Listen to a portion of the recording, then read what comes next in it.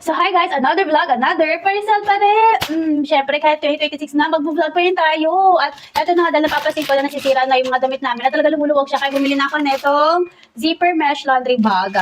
Yan, isang set na to guys. Yan, isang set na yan kasi talaga naman lumuluwag na ang mga damit namin. No, opo, no. Meron siyang isa.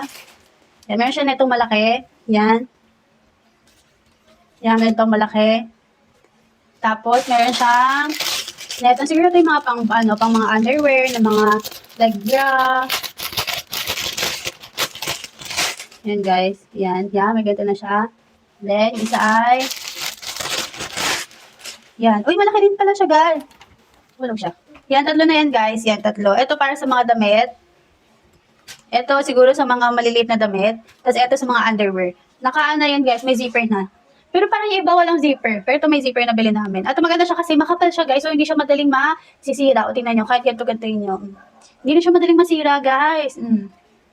Kaya ngayon 2026, kung ayaw nyo masira yung mga damit nyo o lumuwag, bumili na kayo neto. Nasa Yellow Basket lang yan ha. Lagay ko na yung link sa comment section. Yun lang, bye.